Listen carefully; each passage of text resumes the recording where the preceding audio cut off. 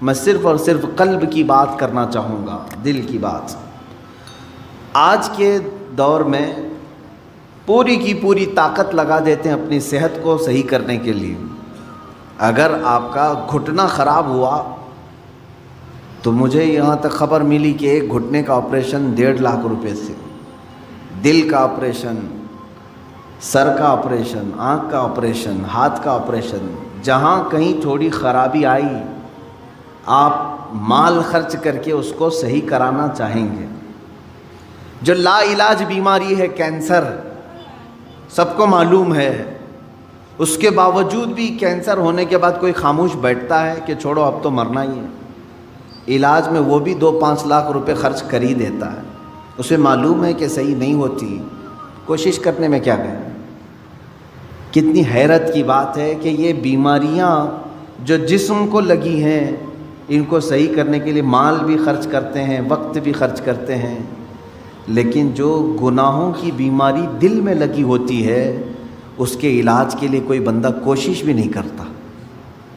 اس میں نہ پیسہ خرچ کرنے کی ضرورت ہے آپ کو، نہ ہی بہت زیادہ محنت کی ضرورت ہے۔ چند چیزیں ہیں کہ اگر قلب دھو دیا جائے تو پاک ہو جائے گا۔ دلوں کی سختی بندے کو انسان سے گرا کر جانور کے درجے پر لے آتی ہے، بلکہ جانور سے بھی بدتر۔ قرآن میں اللہ تعالیٰ نے فرمایا پہلے پارے میں، ثم قست قلوبہم من بعد ذلک فہی کالحجارۃ او اشد قسوا، لوگوں کے دل پتھر کی طرح سخت ہو گئے، نہیں بلکہ اس سے بھی زیادہ سخت ہو گئے، اللہ فرما رہا ہے۔ کچھ لوگ ایسے ہیں جن کے دل پتھروں سے زیادہ سخت ہوتے ہیں، پتھر میں کوئی چیز داخل بھی نہیں ہوتی، اندر سے کوئی چیز باہر بھی نہیں آتی۔ تو جس کا دل سخت ہو گیا ہے، ہدایت کی کوئی بات اس کے دل میں داخل بھی نہیں ہوتی اور کوئی بھی اچھی بات وہ قبول بھی نہیں کرتا، انہی لوگوں کے متعلق قرآن کہتا ہے صم بکم عمی فہم لا یرجعون۔ یہ کس کے لیے ہے؟ اندھے ہیں، گونگے ہیں، بہرے ہیں، وہ اب لوٹنے والے نہیں۔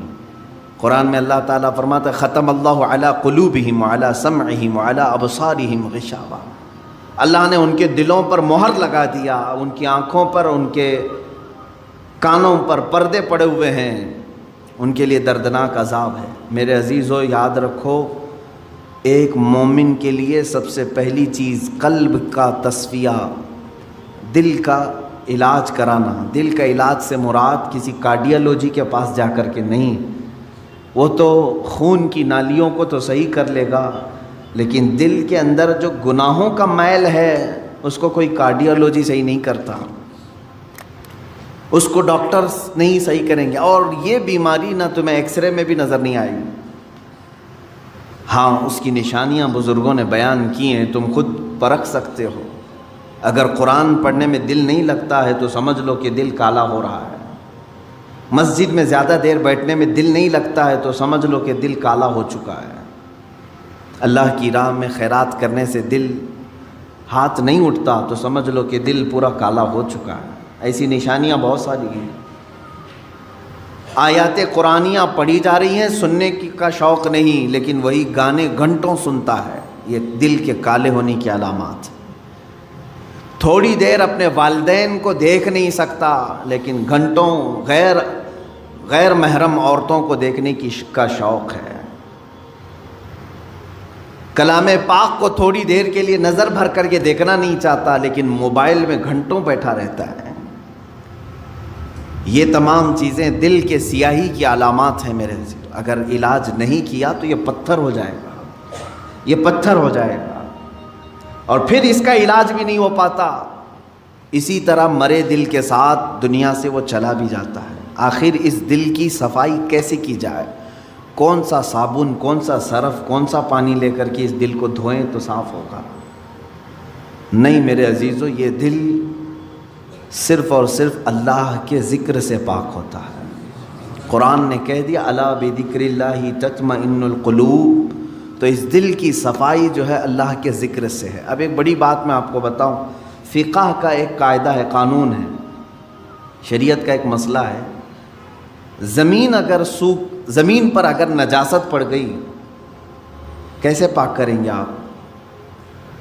کھلی زمین تھی، گوبر پڑا ہوا ہے. پاک کرنے کا طریقہ، ہر چیز کو پاک کرنے کا طریقہ الگ الگ ہے. مسائل آپ پڑھیں گے تو سمجھ میں آئے گا.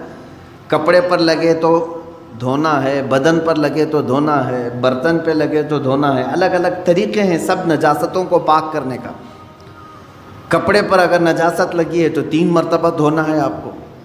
کوئی غلیظ نجاست لگ گئی تو، نجاست کی بھی 2 قسمیں ہیں، خفیف اور غلیظ. غلیظ کا مطلب جیسے پیشاب، پاخانے وغیرہ. خفیف کا مطلب حلال پرندوں کی بیٹ وغیرہ.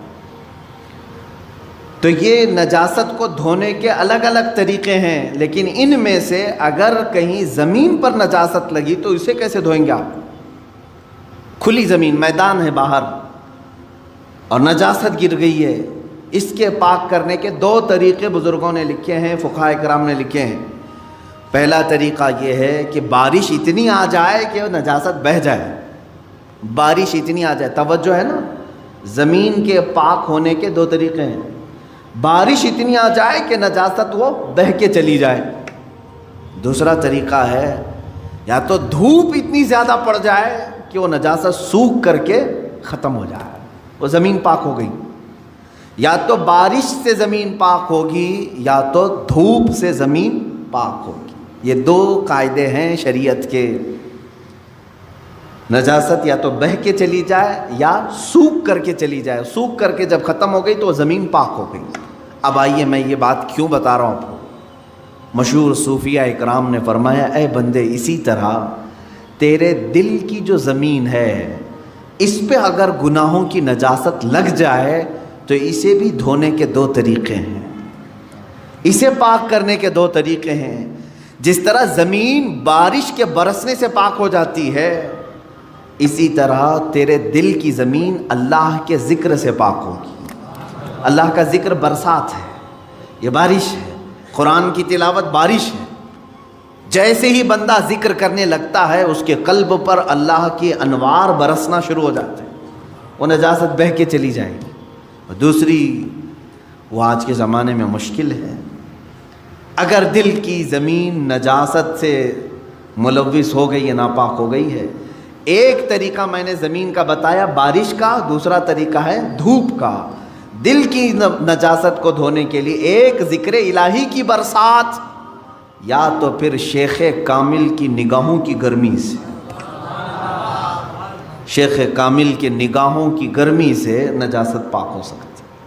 یہ 2 طریقے ہیں. شیخ کامل کا حصول معمولی بات نہیں ہے، اس میں برسا برس لوگ تلاش میں لگانا چاہیے. لیکن یہاں تو آج حال یہ ہے کہ کہیں سے کوئی بھٹک کے پیر میرے گھر آ جائے میں اس کا دامن پکڑ لوں گا.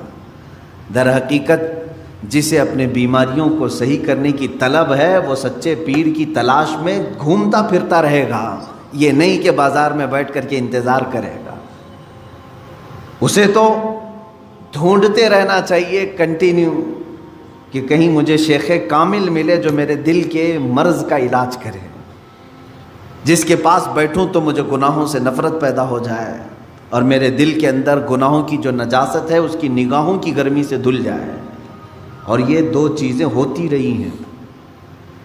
آپ کو میں یہ دونوں چیزیں اگر سناؤں، بابا فرید الدین گنج شکر رحمۃ اللہ تعالی علیہ، یہ خود جو ہے اپنے، ظاہر سی بات ہے قلب میں ان کے نجاست کی بات تو میں نہیں کروں گا، لیکن انہوں نے 12 سال کنٹینیو ایک جنگل میں کھڑے ہو کر کے ذکر کیا. ان کے جسم پر بیلیں لپٹ گئی تھیں، وہ درختوں میں چھپ گئے تھے، لوگ پہچانتے بھی نہیں تھے. 12 سال تک وہاں رہ گئے اور ذکر الہی میں مشغول تھے. اور اس کے بعد ان کے مرید صادق محبوب الہی نظام الدین اولیاء رضی اللہ تعالی، جو حضرت خواجہ فرید الدین گنج شکر کے مرید بھی ہیں، خلیفہ بھی، محبوب الہی، ان کا حال یہ تھا کہ یہ اپنے شیخ کی نگاہوں سے، صرف بابا فرید نے صرف ان کے قلب پر نگاہ ڈالی اور ان کی دنیا بدل گئی تھی. اور پھر وہ اس راستے پر ایسے آئے کہ اپنے وقت کے قطب بن گئے. تو یہ ہوتا ہے شیخ کے نگاہ کی گرمی یا تو دلوں کو بہت پاک کر دے اور بہت اعلیٰ بنا دے، یا تو پھر ذکر الہی کی کثرت کہ بندے کے دل کو پاک و صاف کرے۔ یہ دو ہی چیزیں ہیں میرے عزیزو، یہ دو کو چھوڑو گے تو پھر یہ زمین اتنی نجس ہو جائے گی، اتنی نجس، یوں سمجھ لو کہ کوئی ایک زمین، جیسے ہمارے ہبلی کے باہر بھی کہیں ڈمپنگ گراؤنڈ تو ہوگا جہاں سارے لوگ کچرا پھینکتے ہیں، ہے؟ اس کے پاس سے گزرو گے تو ناک پکڑ کر کے جانا پڑے گا۔ ایک وقت ہمارے دلوں کا بھی ایسا آتا ہے کہ اتنی نجاست اس میں آ جاتی ہے کہ فرشتے قریب آنے سے کراہت محسوس کرتے ہیں، نہیں آتے فرشتے۔ دلوں کی گندگی اور غلاظت اتنی بھی بڑھ سکتی ہے، کیوں؟ ہم نے کبھی دھویا ہی نہیں اس کو۔ گناہ پر گناہ، گناہ پر گناہ، گناہ پر گناہ ہوتے رہے لیکن دھویا کبھی نہیں، کیا ہوگا اس کا حال؟ آپ ان لوگوں کو دیکھتے ہوں گے جو سادھو وغیرہ جن کے جٹ ہوتے ہیں بال، کبھی نہیں نہاتے بیچارے، نہیں نہانے کی وجہ سے بال پورے جمع ہو جاتے، ہوتا ہے، ایک دوسرے سے بال چپک کر کے مل جاتے ہیں اور پھر اتنی غلاظت اس کے اندر ہوتی ہوئی، واللہ اعلم وہ کون سے طریقے پر چلتے ہیں، کون سا دین ہے مجھے نہیں معلوم، لیکن کنٹینیو اگر آدمی پانی بھی نہ لگائے بالوں کو تو یہ جم جاتے ہیں، ایک دوسرے سے مل جاتے ہیں اور پھر جٹ بن جاتے ہیں، کھول بھی نہیں سکو گے، زندگی بھر کاٹ کے ختم کرنا پڑے گا۔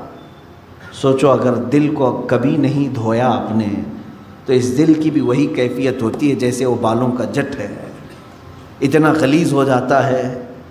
اسی لیے قرآن پاک میں میرے آقا صلی اللہ علیہ وسلم کی صفت اللہ نے کیا بیان کی ہے جانتے؟ وہ رسول تمہارے درمیان آ رہا ہے، دیکھیں 3 جگہ پر آیت آئی ہے، یہ 3 جگہ پر، تینوں جگہ پر اللہ نے یہی بیان فرمایا، وہ رسول تمہارے درمیان آ رہا ہے، یعلمہم الکتاب والحکمت ویزکیہم، تمہیں کتاب اور حکمت کی تعلیم دے گا اور تمہارے دلوں کو خوب پاک کرے گا۔ حضور کی سب سے بڑی صفت اللہ نے 3 جگہ قرآن میں کیا بیان کی؟ تمہارے دلوں کو صاف کرے گا۔ دلوں کو صاف کرنا یہ میرے آقا صلی اللہ تعالیٰ علیہ وسلم کا طرہ امتیاز رہا ہے۔ وہ ایسے طبیب حاذق تھے کہ جس کے متعلق شاعر نے سچ کہا، ایک عرب نے آدمی کا بول بالا کر دیا، خاک کے ذروں کو ہمدوش ثریا کر دیا، خود نہ تھے جو راہ پر اوروں کے ہادی بن گئے، کیا نظر تھی جس نے مردوں کو مسیحا کر دیا۔ رسول کریم صلی اللہ تعالیٰ علیہ وسلم نے اپنی نگاہ نبوت سے کتنوں کو ان کے دلوں کو پاک کیا ہے۔ کئی ایسے لوگ حضور پاک صلی اللہ علیہ وسلم کی بارگاہ میں حاضر ہوئے جن کے پچھلے زمانے کو ہم آج ذکر نہیں کر سکتے۔